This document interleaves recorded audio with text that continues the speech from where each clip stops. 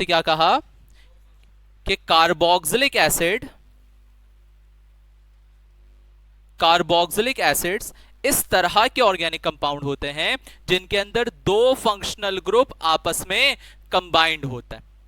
आप उन्हें दो अलग अलग फंक्शनल ग्रुप नहीं कहते, क्योंकि वो दोनों आपस में एक दूसरे के साथ जुड़कर एक सिंगल आइडेंटिटी बनाते हैं।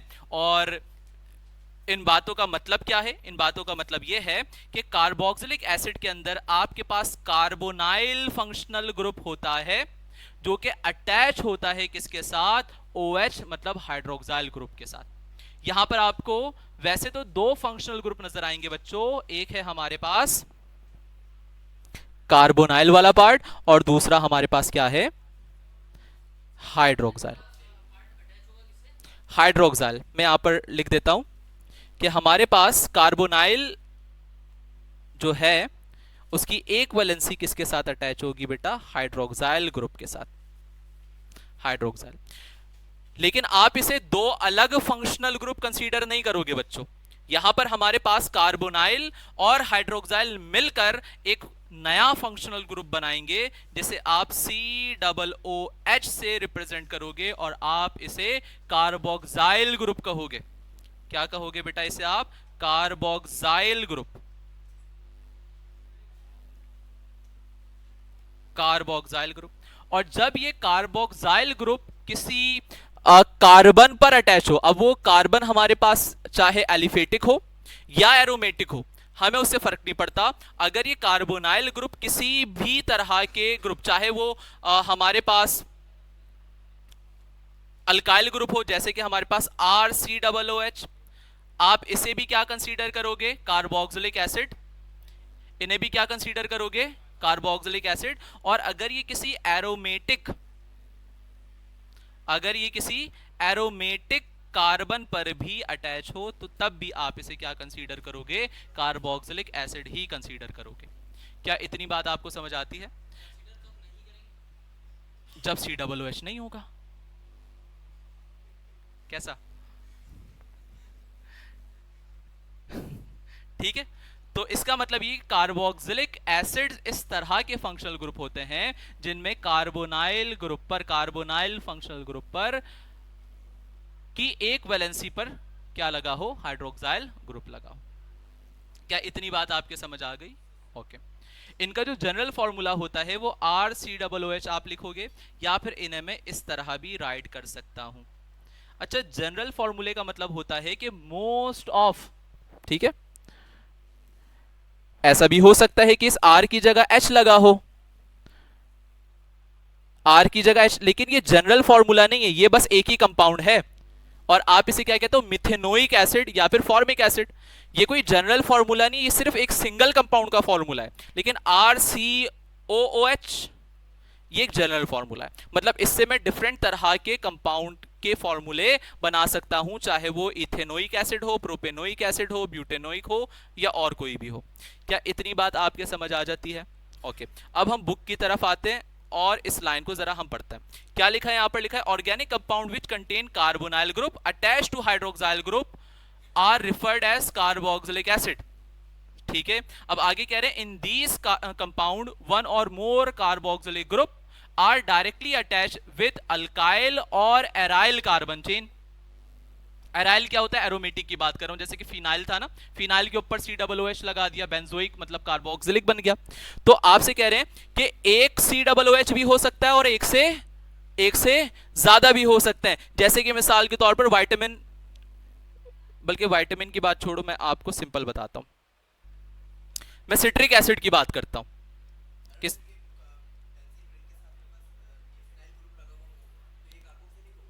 यस, दिस ग्रुप, ये देखो इस ग्रुप को हम क्या कहते हैं? बोर्ड पर देखो, ये ग्रुप क्या है? फिनाइल है ना। Phenyl group is an aryl group, aromatic radical है। तो फिनाइल पर क्या लगा हुआ है? COOH। इसे भी मैं क्या कंसीडर करूंगा? कार्बोक्सिलिक कंसीडर करूंगा। अब अगर मैं बेटा सिट्रिक एसिड की बात करूं तो देखो सिट्रिक एसिड का फॉर्मूला कैसा होता है?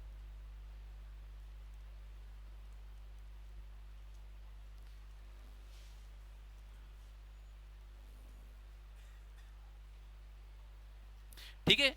अब यहां पर अगर आप देखो तो क्या यहां पर एक कार्बोक्सिलिक मतलब एक कार्बोक्साइल ग्रुप है?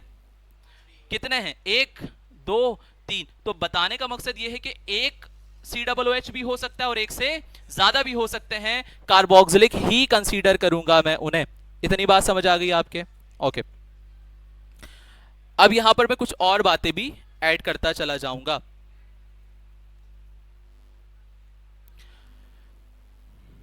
सही है।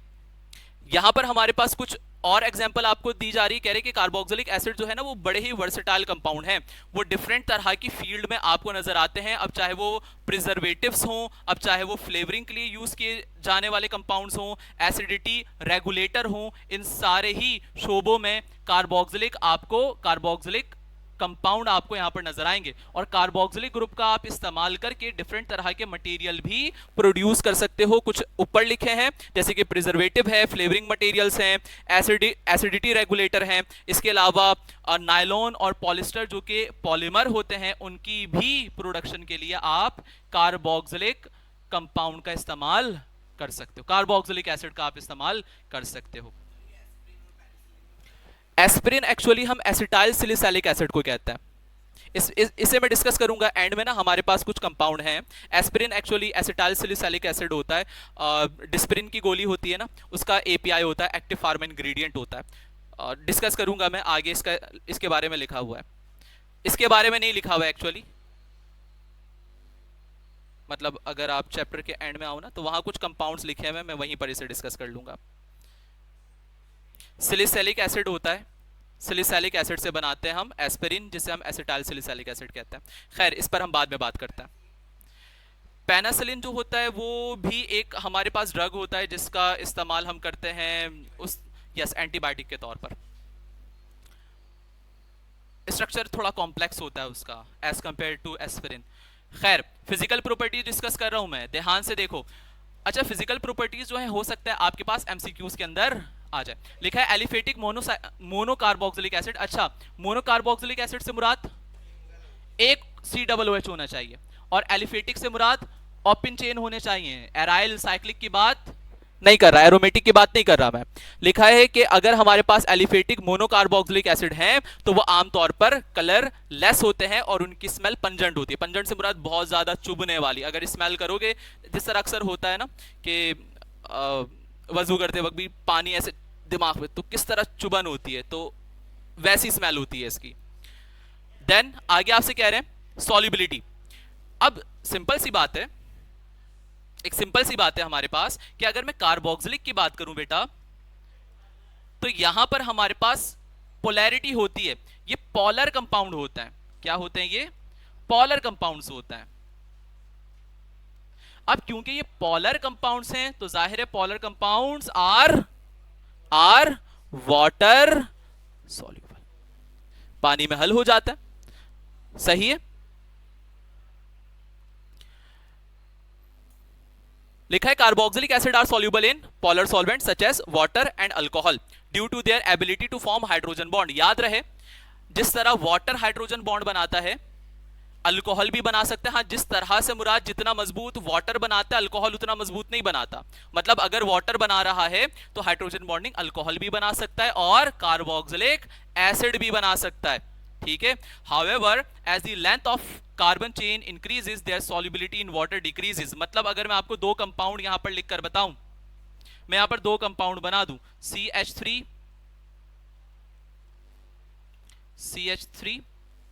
CH2, इसका नाम कोई बता सकता है? 5 कार्बन है, दिस इज वेलेरिक एसिड। ठीक है। अगर मैं इस वेलेरिक एसिड की सॉल्युबिलिटी ब्यूटारिक एसिड से कंपेयर करूं, ब्यूटारिक एसिड से, ये आपने पढ़ रखे हैं IUPAC जब हम कर रहे थे, दोबारा एंड में इनका जिक्र है तो जब इनकी बारी आएगी तब हम डिस्कस करेंगे। लेकिन फिलहाल मैं आपसे पूछता हूं कि इन दोनों में से किसकी सॉल्युबिलिटी ज्यादा होगी, किसकी कम होगी? वेलेरिक एसिड की सॉल्युबिलिटी कम होगी। क्यों? क्योंकि जितना ज्यादा कार्बन चेन बढ़ता चला जाएगा। यहां पर कार्बन चेन कितने कार्बन की बेटा? 4। कार्बोक्सिलिक को हटाकर बात कर रहा हूं। और यहां पर हमारे पास कितने 3। तो कार्बन की चेन जैसे जैसे बढ़ती चली जाएगी, सॉल्युबिलिटी क्या हो जाएगी? डिक्रीज हो जाएगी। बेटा मैं आईयूपीएसी की बात नहीं कर रहा ना यहाँ पर मैं आपसे कह रहा हूं अल्काइल और कार्बोक्साइल। अब कार्बोक्साइल और अल्काइल, अल्काइल ग्रुप जितना बड़ा होगा सॉल्युबिलिटी उतनी कम होगी, तो मैं जस्ट यहां पर किसे कंसीडर कर रहा हूं, अल्काइल ग्रुप को। बात समझे मेरी? ठीक है, क्योंकि COOH तो दोनों में कॉमन है ना। डिफरेंशिएट क्या कर रहा है, कार्बन की चेन, तो उसी पर मैं बात कर रहा हूं। क्या इतनी बात आपके समझ आती है? ओके, अब अगली बात मैं आपसे करूंगा, इतनी बहुत। ओके, लिखा है compare to alcohol carboxylic acid are more polar and have a high tendency to form hydrogen bonds among themselves. As a result, carboxylic acid generally have higher boiling point than their corresponding alcohol. The hydrogen bond is carboxylic acid mostly exists in cyclic dimer form.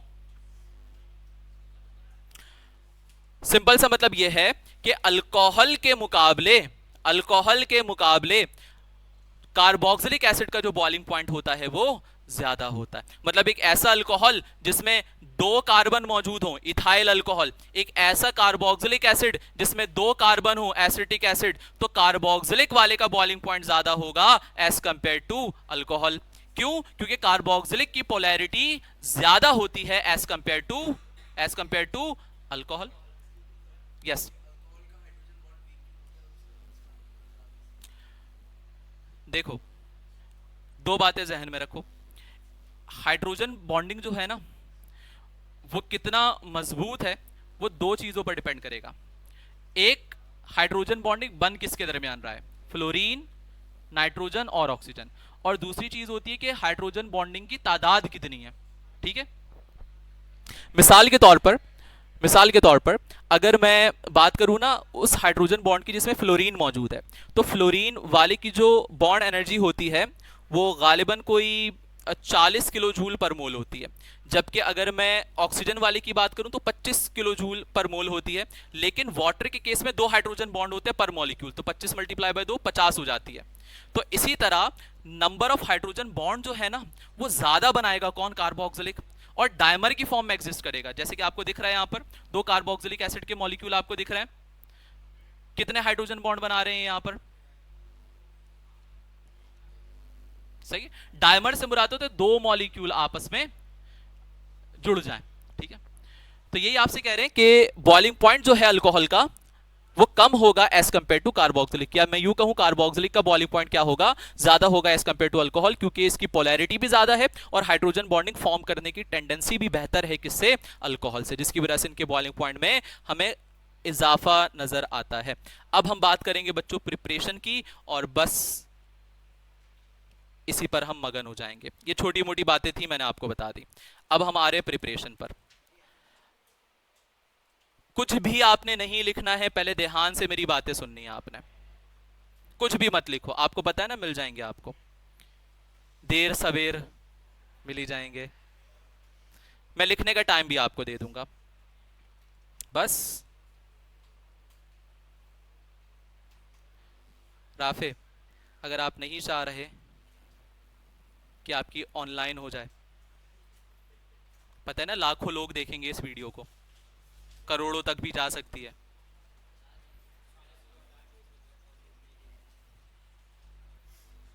पता लगा कल को meme बन रही हो Rafe पे। ठीक है, तो प्रिपरेशन ऑफ कार्बोक्सिलिक एसिड, तो बारी बारी में एक एक रिएक्शन को डिस्कस करूंगा। आप पर मैं नहीं डाल रहा, आपने जबकि पढ़ा हुआ है, बस मैं आपको याद दिलाते हुए उस रिएक्शन को करवाना चाहूंगा। ओके, मैं आपसे पूछता हूं, टेस्ट नहीं है, मैं पूछ रहा हूं, क्या कार्बोक्सिलिक एसिड को हमने प्रिपेयर किया है कभी? किया है? किससे प्रिपेयर किया है भाई? ग्रिग्नार्ड रिएजेंट से किया है हमने। और भाई अल्कोहल से किया है हमने, एल्डिहाइड से किया है हमने, कीटोन से किया है हमने, सही है ना? यस, हमने नाइट्राइल से किया हुआ है। ठीक है, तो मैं बारी बारी उन्हें डिस्कस करूंगा और इक्वेशंस को लिखना कैसे है वो समझाने की कोशिश करूंगा। तो सबसे पहले मैं अल्कोहल से बनाना चाह रहा हूं, देखो बच्चों, हमें अल्कोहल को लेना है, मैं ले रहा हूं, अच्छा यहां पर जो मैं कार्बोक्सिलिक एसिड बनाऊंगा उस कार्बोक्सिलिक एसिड का नाम है एसिटिक एसिड। क्या नाम है? एसिटिक एसिड, मतलब इथेनोइक एसिड आईयूपीएसी में। तो मैं यहां पर अल्कोहल ले रहा हूं C2H5OH। हाँ, मैं उस मैकेनिज्म की तरफ नहीं जाऊंगा जो कि हम पहले डिस्कस कर चुके हैं। तो अगर मैं इस अल्कोहल की, जो कि इथाइल अल्कोहल है, इथाइल अल्कोहल की ऑक्सीडेशन करवाऊं, और ऑक्सीडेशन के लिए मैंने आपको सिखा रखा है क्या करना है। पोटेशियम डाइक्रोमेट K2Cr2O7 एसिडिफाइड होना चाहिए, ठीक है, H2SO4। अब यहां पर क्या होगा? नेसेंट ऑक्सीजन, सही है। अब आपको पता है कि दो हाइड्रोजन के साथ ऑक्सीजन कंबाइन होगा, वाटर का मॉलिक्यूल एलिमिनेट होगा यहां से, सही है। और हमें हासिल होगा क्या? क्या हासिल होगा बच्चों? इसे अगर मैं ओपन करके बनाऊं ना, मिटा दूंगा वैसे मैं, तो आपको कुछ इस तरह का मामला नजर आएगा। OH लगा हुआ है, H है, H है, H H इस तरह। तो ऑक्सीजन जो है ना, ये यहां से इन दो हाइड्रोजन को एक्सट्रैक्ट करेगा, मान लो इसे और इसे, और क्या बनाएगा? H2O, सही है। अब ये दोनों हाइड्रोजन यहां से हट गए, तो ऑक्सीजन की भी वैलेंसी फ्री हुई और कार्बन की भी। आपस में क्या बना लेंगे? पाई बॉन्ड बना लेंगे। ये वाली बात समझ आई आपके? तो अब आपको पता है कार्बोनाइल की एक वैलेंसी पर H लगा, तो ये क्या बन गया? ये तो एल्डिहाइड बन गया। तो हमने तो कहा था हम क्या बनाएंगे? कार्बोक्सिलिक, लेकिन हमने क्या बना लिया? एल्डिहाइड। लेकिन टेंशन की कोई बात नहीं है, मैं यहां पर एल्डिहाइड बना देता हूं, CH3COH। इस एल्डिहाइड को हम क्या कहते हैं बच्चों? Acid aldehyde. क्या कहते हैं? Acid aldehyde. और फिर जब मैं एसिड एल्डिहाइड की फर्दर ऑक्सीडेशन करवाऊंगा, किससे? K2Cr2O7 H2SO4 से, तो यहां पर क्या होगा? नेसेंट ऑक्सीजन जो है इसके साथ ऐड हो जाएगा और किस में कन्वर्ट हो जाएगा? CH3COOH, मतलब इथेनोइक एसिड, जिसे आप एसिटिक एसिड कहते हो।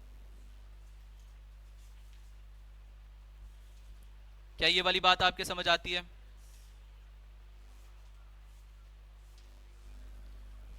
सही है।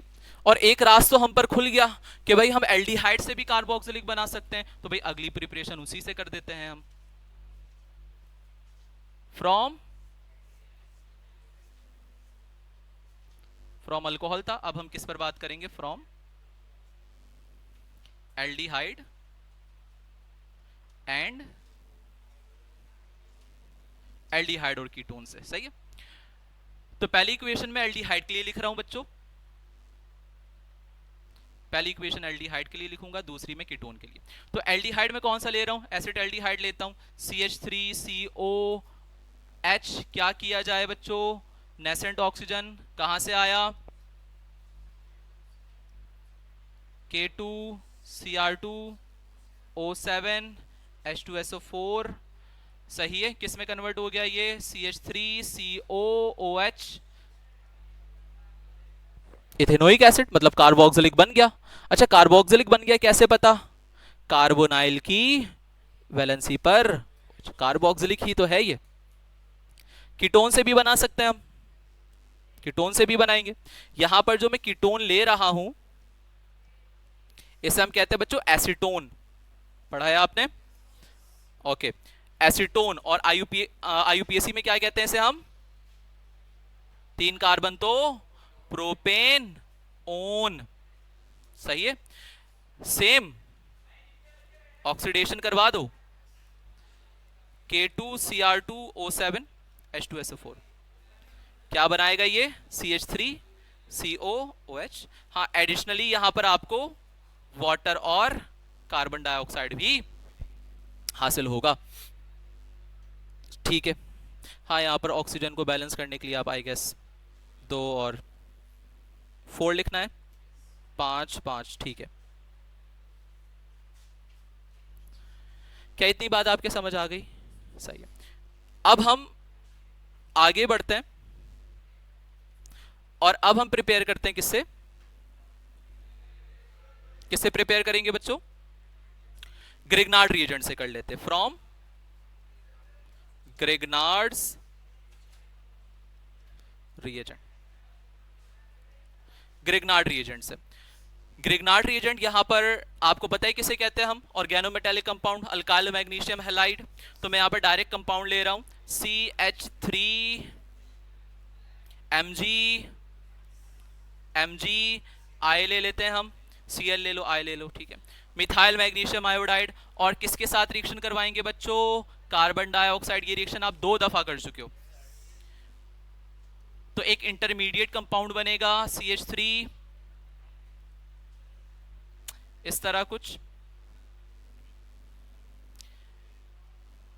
अच्छा, क्योंकि मैं आपसे मैकेनिज्म पहले भी 2 दफा डिस्कस कर चुका हूं, पार्शियली प्लस किस पर आएगा, माइनस किस, अगर आपने पूछना है तो मुझसे पूछ लो, वरना उम्मीद है आपको पता है। मुझे बताओ Mg पर कौन सा चार्ज आएगा, पार्शियली प्लस, और CH3 पर नेगेटिव। सही है, शाबाश।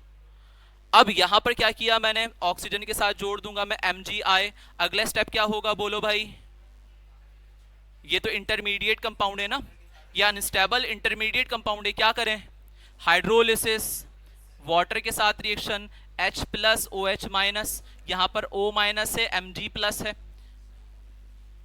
हाइड्रोलिसिस। सही है। H किसके साथ लगेगा, ये वाला H किसके साथ लगेगा, O माइनस के साथ लगेगा, तो क्या मिलेगा आपको, CH3COOH plus Mg magnesium hydroxy iodide. ये फिर से हमें एक क्या मिला बेटा, क्या मिला हमें, कार्बोक्सिलिक। क्या नाम है इसका, बात समझ गए, आगे बढ़े। Yes, partially positive partially negative, इस बात पर आप दोगे कि किसकी इलेक्ट्रॉन नेगेटिविटी कम है या किसकी ज्यादा है। सिंपल, मिसाल के तौर पर अगर मैं मैग्नीशियम की बात करूं, मैग्नीशियम मेटल है, आप बचपन में सीखते हो metals are electropositive element, they always lose electron to form cation when they combine with oxygen form basic oxide. तो ऐसे हमने रट्टा मारी हुई है। तो अगर मैं Mg की बात करूं, मेटल है, तो ये हो गया पार्शियली प्लस। सही, क्योंकि इसकी इलेक्ट्रॉन नेगेटिविटी कम है कार्बन के मुकाबले, तो कार्बन पर कौन सा चार्ज आएगा, पार्शियली नेगेटिव। अगर आपने यहां पर कुछ करना है तो ऑक्सीजन की इलेक्ट्रॉन नेगेटिविटी होती है 3.5, कार्बन की होती है 2.5, तो ऑक्सीजन ज्यादा है तो ऑक्सीजन क्या हो जाएगा बेटा, पार्शियली माइनस, ये क्या हो गया, पार्शियली प्लस। अब हाँ, ऊपर और नीचे जो हमारे पास ऑक्सीजन है दोनों इक्विवेलेंट है। हाँ, एक पे रिएक्शन दिखाना है तो मैंने उस वाले को चूज किया जिसपे मैं आसानी से बता सकता हूं।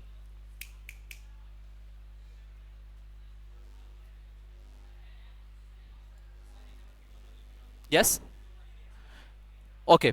देखो, सिंपल सी बात याद रखो, एल्डिहाइड में ना कोई एडिशनल कार्बन है नहीं। बस आपने करना क्या है, ये मैं आपको आसानी से याद रखने का तरीका बता रहा हूं। मैकेनिज्म की तरफ जाऊंगा तो फिर एक अलग पंचायत है।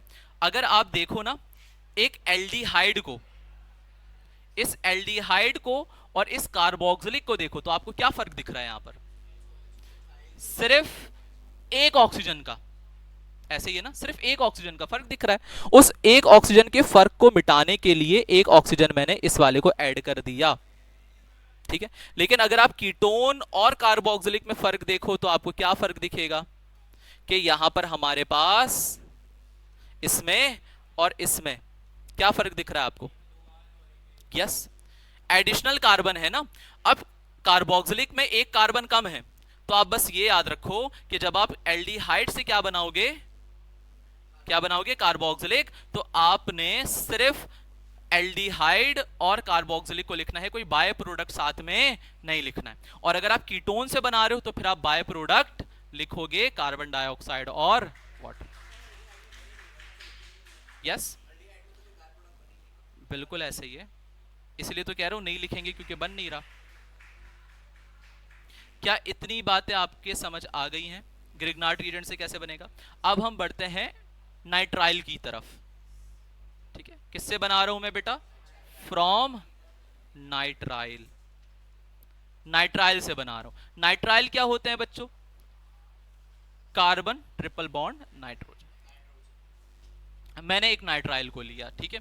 अब सिंपल मुझे क्या करना है कि नाइट्राइल की मुझे हाइड्रोलिसिस करवानी है। क्या करवानी है, हाइड्रोलिसिस। हाइड्रोलिसिस से मुराद वाटर के साथ रिएक्शन, हाइड्रोलिसिस। अब यहां पर जो हमारे पास बेटा कंपाउंड है ना, जिस पर नाइट्रोजन लगा है, आपने इस वाले कार्बन को कार्बोनाइल में चेंज करना है। कार्बोनाइल, वैसे तो मैकेनिज्म थोड़ा अलग होता है, लेकिन आसानी से याद रखने का मैं आपको एक तरीका बताता हूं। इस वाले आर पर ना कोई फर्क नहीं पड़ेगा, क्योंकि आपने सीखा है रिएक्शन वहीं पर होता है जहां पर फंक्शनल ग्रुप होता है। Triple bond is a functional group, तो ट्रिपल बॉन्ड पे रिएक्शन होगा, इस आर पर कोई रिएक्शन नहीं होगा। यहां पर आ गया भाई सी हमारे पास, ठीक है। अब आपने क्या करना है, वाटर के अंदर दो चीजें हैं, एक है हमारे पास H और एक है हमारे पास OH, ठीक है। ये जो हमारे पास H और OH है ना, आपने क्या करना है कि इस वाले कार्बन को कार्बोनाइल में चेंज करना है, सही है। और इस पर लगा देना है OH। पहले तो ये काम कर लो कि आप नाइट्राइल ग्रुप को, इस वाले नाइट्राइल ग्रुप को आप इस वाले कार्बोक्सिलिक में चेंज कर दो। मतलब ये जो CN था ना, इस CN को किस में चेंज कर दो आप, COOH में चेंज कर दो। ये वाली बात समझ आ गई। अब अगली बात ही कि नाइट्रोजन कहां गया, तो अब नाइट्रोजन का सबसे कॉमन कंपाउंड आपको कौन सा याद है, NH3, तो बना दो। अब इक्वेशन को बैलेंस कर लो। इक्वेशन बैलेंस कैसे करोगे, कितने हाइड्रोजन है बेटा यहां पर, 4, और लेफ्ट साइड पर कितने हैं, 2, तो आप 2 लगा दो, 4 हाइड्रोजन हो गए। और फिर ऑक्सीजन कितने हैं राइट साइड पर, 2, लेफ्ट पर भी कितने हैं, 2, इक्वेशन बैलेंस, सही है। अब मैं रिएक्शन लिख रहा हूं, ये एक जनरल रिएक्शन था। अब मुझे आप बताओगे क्या प्रोडक्ट बनना चाहिए, मैं नहीं बता रहा आपको, मैं बता चुका हूं। CH3 C triple bond N, nitrile बना लिया हमने, और H2O हाइड्रोलिसिस में करवा रहा हूं, ठीक है। क्या लिखूं यहां पर मुझे बताओ, मुझे बारी बारी बताओ क्या लिखूं। CH3 सही है, लिख दिया। अब C डबल बॉन्ड O सही है, OH कार्बोक्सिलिक, मतलब CN को कार्बोक्सिलिक बना दिया, और साथ में प्लस NH3, और कुछ करूं, हाँ बैलेंस करेंगे इक्वेशन को। भाई आप कंपाउंड को लो और इसके दो हिस्से बना दो, एक CN वाला और एक, ये तो समझ आ रही है ना ये बात आपके, ठीक है। अब ये जो अल्काइल ग्रुप है इस पे कुछ भी मत करो आप, लेकिन ये जो नाइट्राइल वाला ग्रुप है उसे किस में तब्दील कर दो, COOH में। और जो नाइट्रोजन यहां से बाहर आए उसे आप अमोनिया में कन्वर्ट कर दो। होता कुछ यूं है कि पहले डबल बॉन्ड में ना H और OH ऐड होता है, फिर बॉन्ड की रीअरेंजमेंट होती है, फिर जाकर प्रोडक्ट बनता है। बुक में डायरेक्ट लिखा हुआ है आई गेस, तो मैं भी आपको डायरेक्ट ही बताने की कोशिश कर रहा हूं, ताकि आपको आसानी से चीजें याद रहे करना क्या है। ओके, अगली जो प्रिपरेशन है वो एरोमेटिक कार्बोक्सिलिक की है। अगली प्रिपरेशन किसकी है, aromatic carboxylic.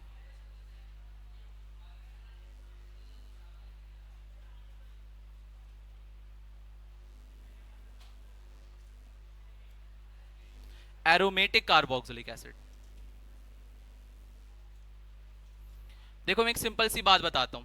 Aromatic carboxylic acid बनाने के लिए, वैसे हम पहले भी बना चुके हैं ये बेंजीन डेरिवेटिव के अंदर, जब आपने ऑर्थोपैरा डायरेक्टर पढ़े थे तो उसमें आप बना रहे थे कि मेटा नाइट्रो बेंजोइक एसिड, तो ऑर्थो नाइट्रो, तो ये वही वाला काम है ना। मैं क्या कर रहा हूं, मैं यहां पर ले रहा हूं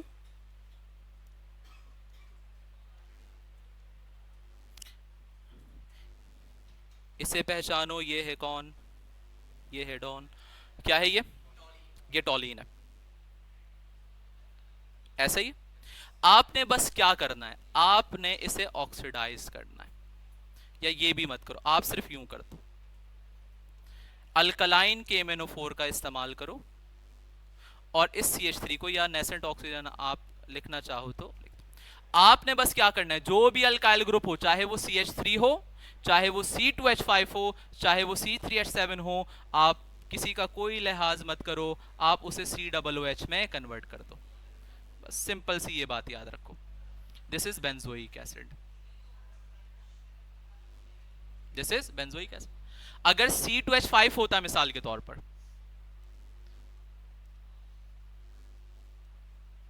वो मिथाइल बेंजीन है, ये इथाइल इथाइल बेंजीन होता अगर, तब भी आप सेम काम करो। ये मत समझना कि C2H5 में तो 2 कार्बन है, CH3 में तो 1 कार्बन है, क्या होगा, नहीं। यही निंजा टेक्निक है कि आप क्या करो, C2H5 को भी किस में कन्वर्ट करो। हाँ, बाय प्रोडक्ट्स बनेंगे, ठीक है, बाय प्रोडक्ट्स बनेंगे। कौन से बाय प्रोडक्ट बनेंगे? कार्बन डाइऑक्साइड और वाटर बनेगा।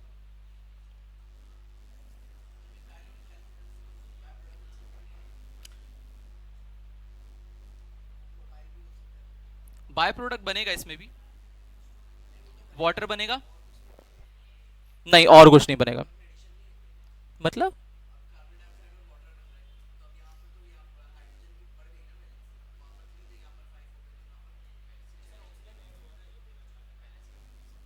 तो इक्वेशन आप बैलेंस करोगे ना, या आप प्रोडक्ट की तादाद बढ़ाओगे? ऐसा ही है ना। तो प्रोडक्ट तो यही है ना, अब बैलेंस करो आप इक्वेशन, बैलेंस करने के लिए कुछ लगाना है।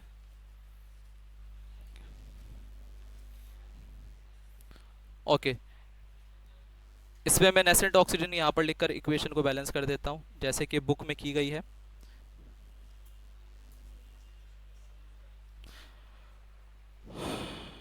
ओके,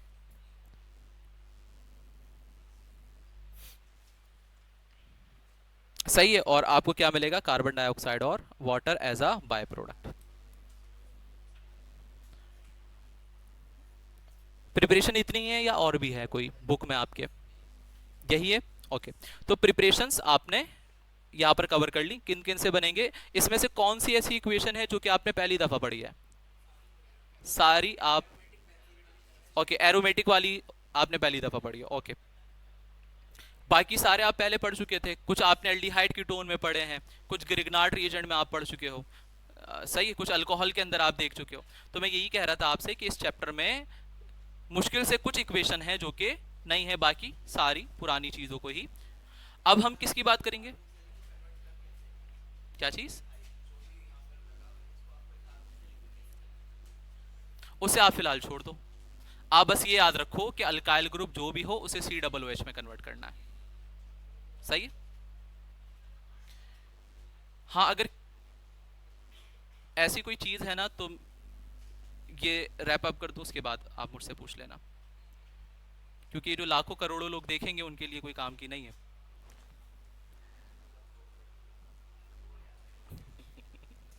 ओके, तो अब हम किसकी बात कर रहे हैं? अब हम बात कर रहे हैं केमिकल रिएक्शंस की। वो भी कोई नई बात नहीं है आपके लिए। Chemical properties. अब मैं इसे केमिकल प्रॉपर्टीज कहूं या फिर मैं कार्बोक्सिलिक डेरिवेटिव कहूं, क्या कहूं मैं इसे प्रिपरेशन ऑफ कार्बोक्सिलिक डेरिवेटिव भी कह देता हूं, प्रिपरेशन ऑफ,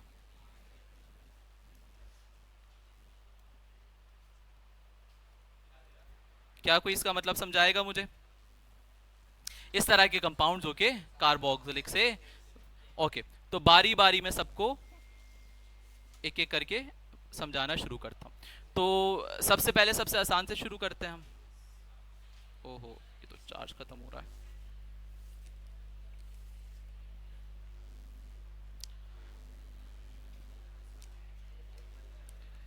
तो मुझे बताओ बच्चों, अगर मैं कार्बोक्सिलिक से क्या बनाना चाहता हूं, ईस्टर बनाना चाहता हूं, क्या करूं मैं? कार्बोक्सिलिक से अगर मैं ईस्टर बनाना चाहता हूं तो क्या करूं? क्या ऐसा कोई रिएक्शन हम पहले कर चुके हैं? कर चुके हैं। उस रिएक्शन का कुछ नाम था बच्चों, स्टेरिफिकेशन, शाबाश। तो अब मैं बनाने लगा हूं, क्या बनाने लगा हूं बेटा? ईस्टर बनाने लगा हूं, प्रिपरेशन ऑफ ईस्टर। ईस्टर जो है वो डेरिवेटिव है बच्चों किसका? कार्बोक्सिलिक का। तो आपको सिंपल सी बात पता है, कार्बोक्सिलिक का रिएक्शन अल्कोहल के साथ करवाओ, ठीक है। तो कार्बोक्सिलिक ले रहा हूं मैं, कौन सा? CH3COOH। रिएक्शन करवाऊं किसके साथ? Alcohol C2H5OH। याद रहे ये रिवर्सिबल रिएक्शन है, ये क्या है? रिवर्सिबल। और इस रिएक्शन का नाम भी है, वो मैं आपको पहले बता चुका हूं, जो कि क्या है? स्टेरिफिकेशन, ईस्टर फॉर्मेशन भी आप कह सकते हो। तो यहां पर क्या होगा? यहां से आप उठाओ इसे, यहां से आप उठाओ इसे, वैसे तो दोनों एसिडिक हैं, लेकिन आपको पहले से ही पता है कि एसिडिटी जो है कार्बोक्सिलिक की वो अल्कोहल के मुकाबले ज़्यादा होती है। तो मैंने क्या किया, CH3COOH को लिया और C2H5 को लिया। यहाँ से क्या बचा बेटा, H, यहाँ से क्या बचा, OH। क्या बनाएंगे, ये तो वो प्रोडक्ट है जो कि आपको अच्छे से पता है, वाटर। रिएक्शन जो है बेटा वो एसिड कैटालाइज्ड होगा। क्या होगा, एसिड कैटालाइज। H2SO4 का यूज करता है, किसका यूज करते हैं, H2SO4 का। ये वाली बात समझ आ गई। इस कंपाउंड को हम कहते हैं इथाइल एसीटेट। क्या कहते हैं, इथाइल एसीटेट। ये एक ईस्टर है और इसकी IUPAC होती है इथाइल इथेनोएट। कर चुके हो पहले, ओके। सेकंड जो मैं यहां पर, तो गंदा लग रहा है, अच्छा कर देते थोड़ा सा, अभी भी वैसा ही है बट ठीक है। खैर फिलहाल ये बात समझ आ गई आपके। ये पहला डेरिवेटिव बना लिया मैंने। अगला डेरिवेटिव मैं बनाने लगा हूं, उसे हम कहेंगे एसिड हैलाइड। ठीक है, क्या बना रहा हूं बच्चों में, एसिड हैलाइड बना रहा हूं, एसिड हैलाइड। देखो एसिड, ये रिएक्शन ना आप ये सारे भी आप पहले पढ़ चुके हो, ठीक है। अब जरा देखना मैं क्या कर रहा हूं। आपने पहले किसी केमिकल का इनके साथ रिएक्शन करवाया हुआ है। वो हमारे पास PCl5 SOCl2 और PCl3, सही है। इनके साथ आपने किसी केमिकल का रिएक्शन करवाया है। कौन सा केमिकल था वो, अल्काइल हैलाइड की प्रिपरेशन करवाई थी आपने अल्कोहल से इनके साथ रिएक्शन करवाकर, ठीक है। तो अब यहां पर मैं किसे ले रहा हूं, कार्बोक्सिलिक को, CH3COOH। कौन सा कार्बोक्सिलिक है बेटा, ये एसिटिक एसिड है, ये इथेनोइक एसिड है, सही है। अब अल्कोहल में क्या किया था आपने, बताओ जरा मुझे, अल्काइल हैलाइड बनाया था। अल्काइल हैलाइड कैसे बनाया था, OH को हटाकर हैलोजन लगाया था, ऐसे ही था।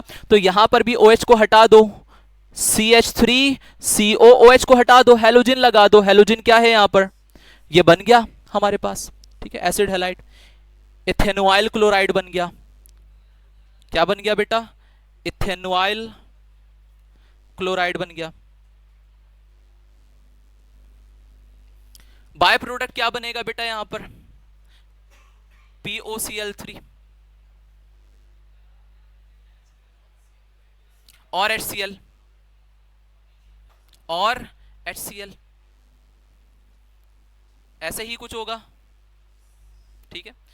अब सेम काम यहां पर भी करो, OH हटाओ, हैलोजन लगाओ।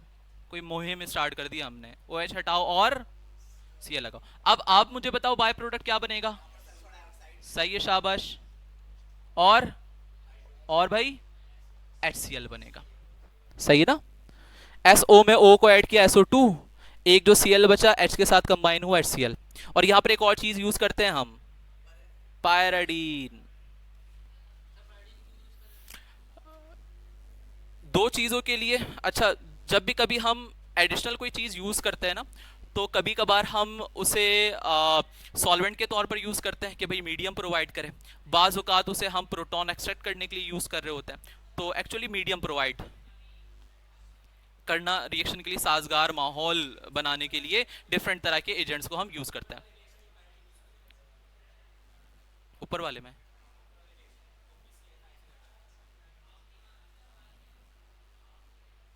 इस पर अभी मैं आता हूं। बट अच्छा, SOCl2 का नाम क्या है, थायोनाइल क्लोराइड। पेपर में नाम से भी आया हुआ है, सही है। रिएक्शन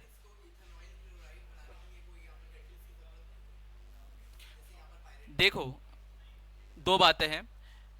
जहां पर बुक में लिखी होती है मैं कोशिश करता हूं वही चीज आपको मेंशन कर दूं, क्योंकि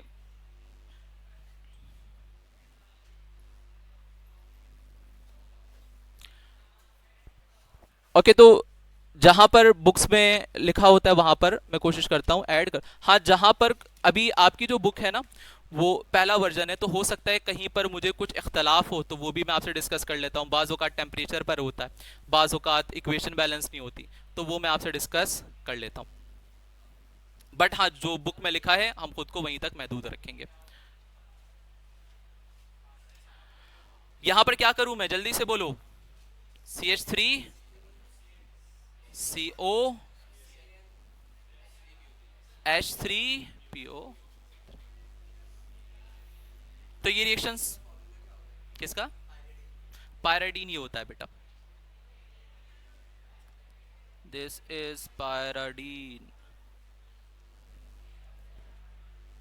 3 नुक्ते नहीं है, 2 हैं। ओके, अब क्या बनाए बच्चों। हाँ भाई, इक्वेशन बैलेंस होगी, इक्वेशन बैलेंस कराओ भाई, ऐसी होगी। ओके, अब क्या करना है, क्या बनाना है भाई। अमाइड। अमाइड आप पहले बना चुके हो बच्चों। अमाइड पता है ना, कार्बोनाइल पर क्या लगाना है, NH2 लगाना है। तो देखते हैं, देखो भाई, सबसे पहले आप कार्बोक्सिलिक को ले लो और मुझे आप बताओ किसके साथ रिएक्शन करवाऊं। करवा चुके हो ना पहले, NH3। पहले हमारे पास एक इंटरमीडिएट कंपाउंड बनेगा, आपको पता है। अच्छा, यहां पर एक रिएजेंट भी यूज करेंगे, आई गेस P2O5 है। यहां पर ऐड नहीं हुआ हुआ। ओके, P2O5 फिर वहां पर होगा हमारे पास जब हम एनहाइड्राइड बनाएंगे। सॉरी, देखो आपने क्या करना है, CH3 सारी चीजों को ऐड कर दो। मतलब NH3 है, O यहां पर पहले से है, एक H पहले से है, NH3 को भी ऐड करो, ये एक सॉल्ट बन गया। NH3 बेस है ना बेटा, NH3 क्या है, बेस है, और कार्बोक्सिलिक एसिड एसिड है, एसिड बेस रिएक्शन करेंगे, सॉल्ट बनाएंगे। यहां पर माइनस होगा, NH4 क्या होगा, प्लस। अब अमाइड और इसमें क्या फर्क है, अमाइड आप बना दो, कैसे बनाओगे, कार्बोनाइल पर NH2 लगाओ प्लस। अब मुझे बताओ कि इधर और इधर क्या फर्क है। एक ऑक्सीजन 2 हाइड्रोजन का, तो मतलब आप समझ गए होगे, समझ गए मतलब, ठीक है। अब हम बना रहे बच्चों एनहाइड्राइड।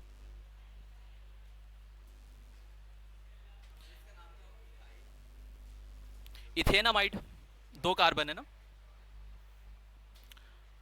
एनहाइड्राइड बनाना, एसिटिक एनहाइड्राइड बना रहा हूं। अच्छा, अब यहां पर जो ये रिएक्शन है, ये कंडेंसेशन रिएक्शन है, मतलब 2 मॉलिक्यूल आपस में कंडेंस होने वाले हैं।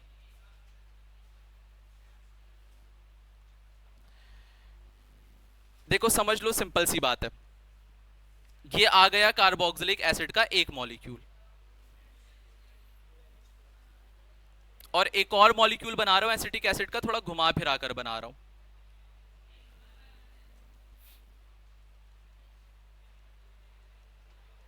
सही है, सिर्फ आपको समझाने के लिए यहां पर आप यूज करोगे P2O5। अब यहां पर हमारे पास आपने करना क्या है, मॉलिक्यूल को कंडेंस करना है। कैसे, कि इधर से निकालना है H, यहां से निकालना है OH। आपको पता है क्या बनेगा, क्या बनेगा, H2O यहां से रिमूव हो गया। यहां से क्या बच रहा है बेटा, देखो जरा गौर से,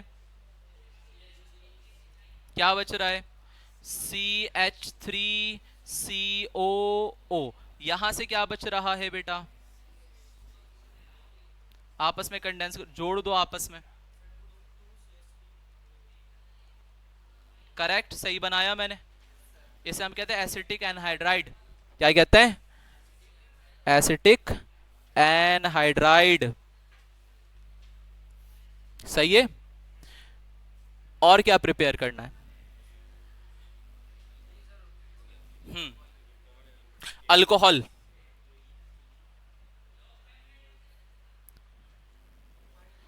अल्कोहल बनाना चाहता हूं। देखो बेटा, अल्कोहल बनाने के लिए आपने रिडक्शन करवानी है, आप पहले भी ये बना चुके हो अल्कोहल की प्रिपरेशन में, ठीक है। अल्कोहल की प्रिपरेशन में तो मैं क्या कर रहा हूं, मैं कार्बोक्सिलिक को ले रहा हूं, CH3, ये केमिकल प्रॉपर्टीज है, या आप इसे प्रिपरेशन ऑफ कार्बोक्सिलिक डेरिवेटिव भी कह सकते हो। ओके, तो क्या कर रहा हूं मैं, इससे अल्कोहल बनाना है, तो अल्कोहल तो ऐसा दिखेगा, कैसा भाई, CH3 सी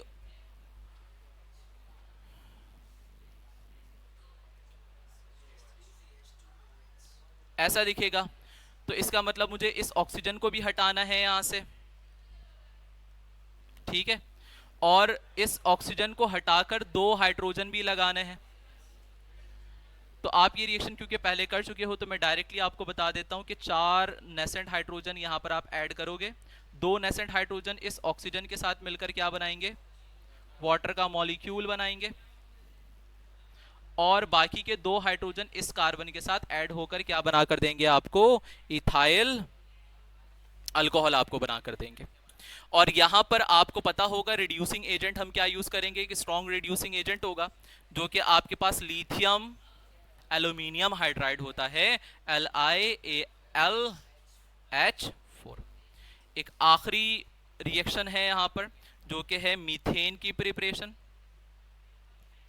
मीथेन की प्रिपरेशन, मीथेन को कैसे प्रिपेयर करना है बच्चों, देखो सिंपल सी बात है, आप कार्बोक्सिलिक को लो CH3COOH, इसका रिएक्शन आप करवा दो बेस के साथ NaOH। आपको पता है एसिड बेस रिएक्शन करेंगे, सॉल्ट और वाटर बनाएंगे। यहाँ पर जो सॉल्ट बनेगा, अच्छा कैसे बनेगा जरा देख लो, शायद आपको पता है कि यहाँ से CH3 अलग होगा और H प्लस अलग होगा, CH3OH CH3COOH अलग होगा, H प्लस अलग होगा, क्योंकि एसिड है तो एक्वस सोल्यूशन में क्या प्रोड्यूस करके देता है ये H प्लस आइन, और वो केमिकल जो एक्वस सोल्यूशन में H प्लस आइन देते हैं हम उन्हें क्या कहते हैं, अर्हीनियस एसिड कहते हैं। क्या कहते हैं बेटा, अर्हीनियस एसिड कहते हैं एक्वस मीडियम में। तो H प्लस ये देगा और यहां से क्या अलग होगा बेटा, Na और OH अलग होगा। Na पर कौन सा चार्ज आएगा बेटा, प्लस, OH पर कौन सा चार्ज आएगा, माइनस।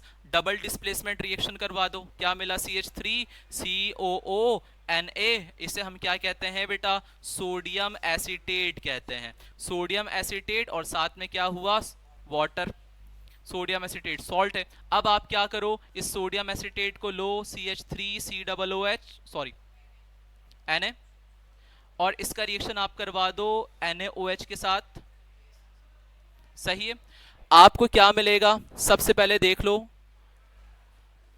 CH3 और ये H आप आपस में जोड़ दो, वैसे ऐसे होता नहीं है, बस मैं समझाने की हद तक आपको बता रहा हूं। CH4 बना, अब पीछे क्या बच गया आपके पास, NaO, और यहां से क्या बचा, COONA। तो सोडियम कितने हैं यहां पर बेटा, 2, कार्बन कितने हैं यहां पर, 1, ऑक्सीजन कितने हैं यहां पर, 3, तो क्या बना, Na2CO3, और आपको क्या हासिल हुआ, मीथेन। याद रहे यहां पर आप कैल्शियम ऑक्साइड का इस्तेमाल करोगे और साथ में,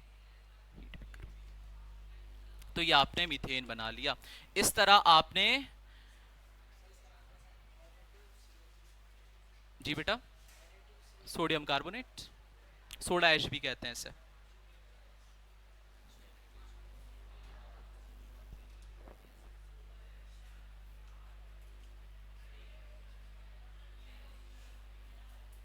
क्या इतनी बातें आपके समझ आ गई? 5 मिनट अगर मुझे और दो तो मुकम्मल तौर पर ये चैप्टर मुकम्मल हो जाएगा, सिर्फ 5 मिनट। जी बेटा, अल्कोहल का क्या करना है, ओके।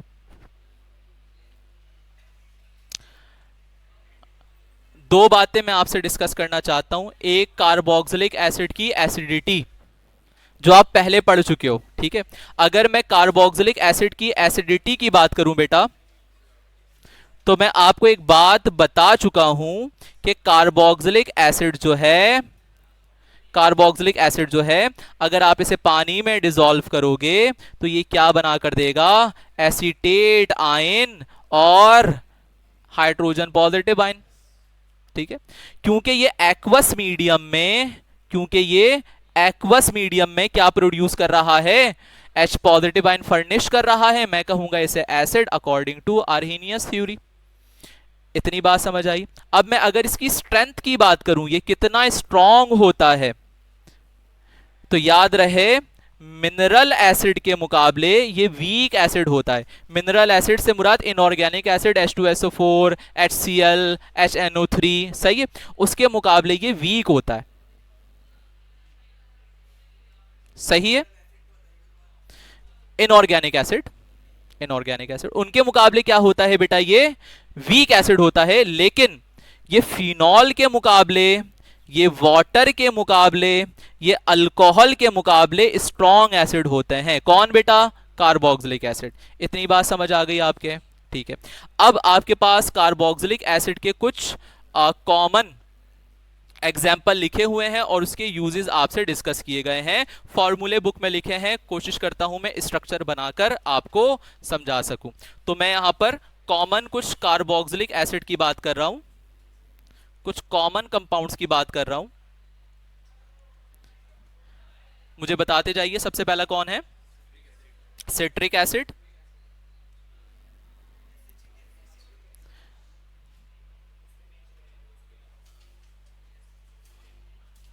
चलो इसके बाद लिख लेंगे। अच्छा, सिट्रिक एसिड का जो फॉर्मूला होता है वो कुछ इस तरह का होता है। अच्छा, फॉर्मूला तो बुक में लिखा हुआ है, मैं स्ट्रक्चर आपको बता रहा हूं, कुछ इस तरह का होता है। क्या मैं सही बना रहा हूं? हाँ, मैं सही बना रहा हूं शायद। ओके, तो सिट्रिक एसिड, अब आपको उसके कुछ यूजेस बताए गए होंगे, दिख रहे हैं आपको? क्या लिखा है वहां पर? प्रिजर्वेटिव से मुराद यस, दूसरी चीजों को खराब होने से बचाने के लिए इसका यूज किया जाता है। और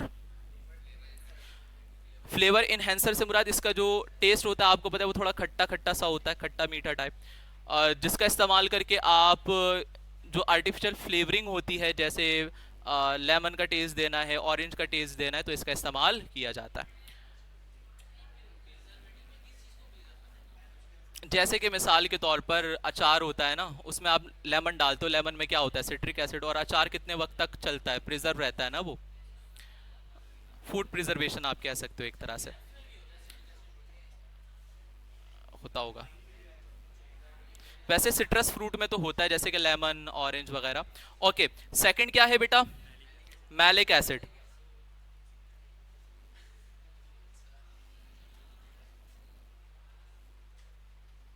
मैलिक एसिड, अच्छा,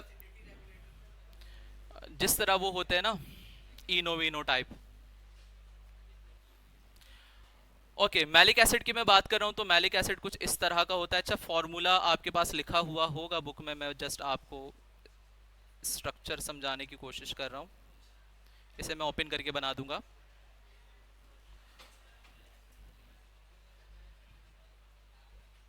अरे भाई, दिस इज मैलिक एसिड। उसके बाद आपको दिखेगा tartaric acid, tartaric acid. Tartaric acid का स्ट्रक्चर कुछ इस तरह का होता है। ये भी डाई कार्बोक्सिलिक एसिड है, मैलिक एसिड की तरह।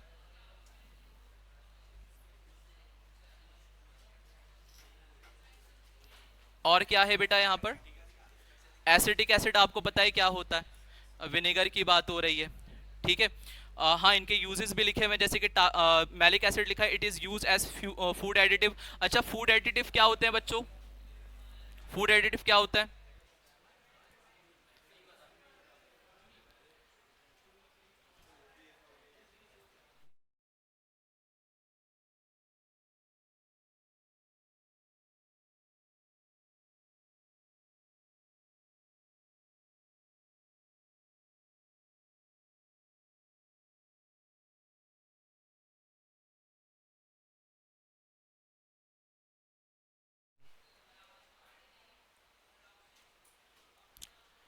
ओके, तो हम, अच्छा, फूड एडिटिव क्या होते हैं, जैसे कि शुगर है ना बेटा, शुगर फूड एडिटिव कहलाता है।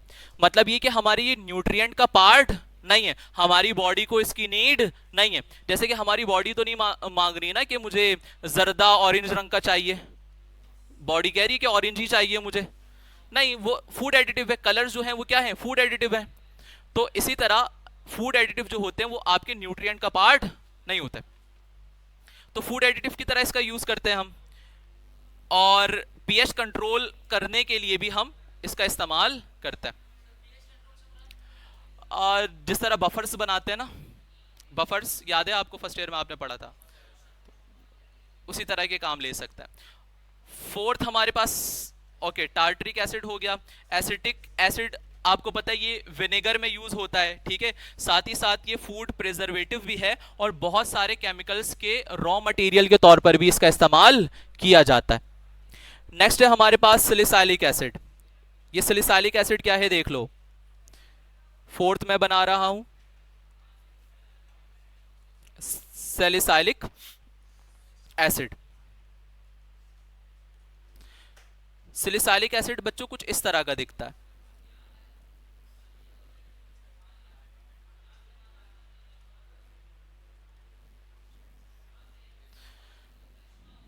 सही, ये है सिलिसाइलिक। अब इसी सिलिसाइलिक एसिड से ना एक केमिकल हम बनाते हैं जिसे हम कहते हैं एसिटाइल सिलिसाइलिक एसिड, या कॉमनली उसे जाना जाता है एस्पिरिन के नाम से। एस्पिरिन आपको पता है ना, डिस्पिरिन की, यस। ये एसिटाइल सिलिसाइलिक एसिड कहलाते हैं। यहां पर होता क्या है कि OH ग्रुप जो होता है वो एसिटाइल ग्रुप से रिप्लेस करवा देते हैं हम। ये वाला पार्ट ऐसे ही रहता है और यहां पर एसिटाइल ग्रुप लगा देता है, देन इसे हम कहते हैं acetyl salicylic acid. Okay, salicylic acid के बारे में क्या लिखा हुआ है? लिखा है it is used in the preparation of skin care product. Skin care product शायद आपको उससे दूर दूर तक वास्ता नहीं होगा, लेकिन हाँ होते हैं वो ना, क्लींजर और वगैरह वगैरह, समझ रहे हो ना। भले आप यूज नहीं करते लेकिन पता तो होगा आपको। हाँ, लेने तो जाते होगे बिल्कुल।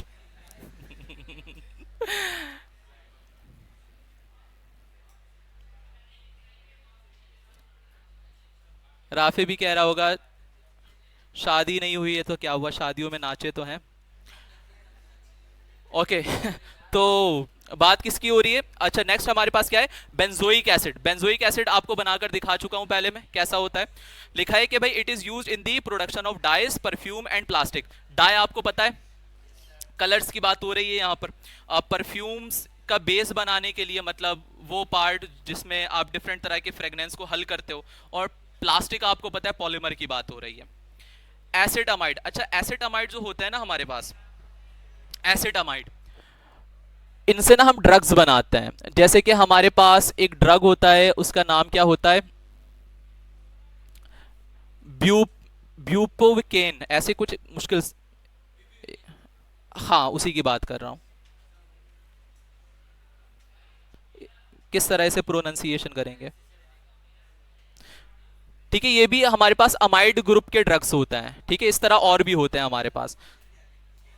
ये एक एनेस्थेटिक के तौर पर यूज करते हैं। जैसे कि लेट सपोज किसी की छोटी मोटी वो हुई है, ऑपरेशन हुआ है, किसी का टाके लगे हुए हैं, या किसी की बायोप्सी हुई है, तो वो जो छोटे मोटे ऑपरेट वाले जो मामला होते हैं ना, उस टाइम पे इसका यूज किया जाता है। और डेंटिस्ट भी इसका इस्तेमाल करता है एसिड अमाइड का, फॉर ऐसे दांत वात निकालने, ऑपरेशन टाइप, मतलब माइनर सर्जरी की बात कर रहा हूं मैं, ठीक है।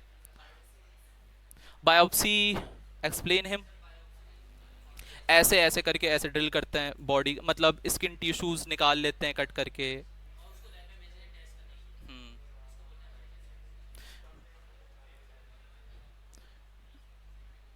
किसी डॉक्टर से पूछेंगे, वो ज्यादा अच्छे से बताएगा। लेकिन हाँ, कुछ ऐसे ही होता है, टिश्यूज की स्टडी करता है बॉडी से निकालने के बाद। ओके, और लास्ट में हमारे पास क्या है? एसिटिक एनाहाइड्राइड, जो कि आप पहले भी बना चुके हो, प्रिपरेशन के अंदर स्ट्रक्चर आप देख चुके हो। लिखा है it is used in the making of cellulose acetate and in the manufacturing of dye. Cellulose acetate और डाई बनाने में इसका यूज किया जाता है। और लास्ट में आप जो चीजें देख रहे हो वो हम पहले डिस्कस कर चुके हैं IUPAC में, कि अगर फॉर्मिक एसिड है तो वो आंट्स में मौजूद होता है, फार्मिका का मतलब आंट होता है। इसी तरह एसिटिक एसिड विनेगर में मौजूद होता है। आंट अंटी वाली नहीं, चींटियों की बात कर रहा हूं। तो और कौन से आंट? यही दो ही हैं भाई।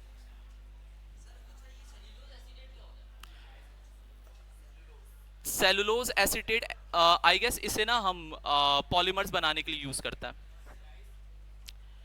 डाइज वो कलर होते हैं, दुपट्टा रंगवाया कभी तुमने? बहनें रंगवाती हैं भाई, तो डाइज समझ रहे हो। वेलेरिक एसिड आपको पता होगा, वेलेरियन रूट के अंदर मौजूद होता है। कैप्रियोइक, कैप्री का मतलब गॉट होता है, गॉट मिल्क में मौजूद होता है। इसी तरह ब्यूटारिक एसिड होता है, बटर में मौजूद होता है। बात समझ आ रही है? तो ये वो सारी चीज़ें थी जो इस चैप्टर से मैं आपके साथ डिस्कस करना चाहता था। उम्मीद है ये सारी बातें आपके समझ आई होंगी। हाँ, हाँ, एडिशनल एडिशनल अगर आपको कुछ पूछना है, जैसे कि बीच में कुछ क्वेश्चंस कर रहे थे जिसके लिए मैं रोक रहा था, अब वो पूछना है तो पूछ लो, क्योंकि मैं बस इस वीडियो को एंड कर रहा हूँ। अल्लाह हाफिज।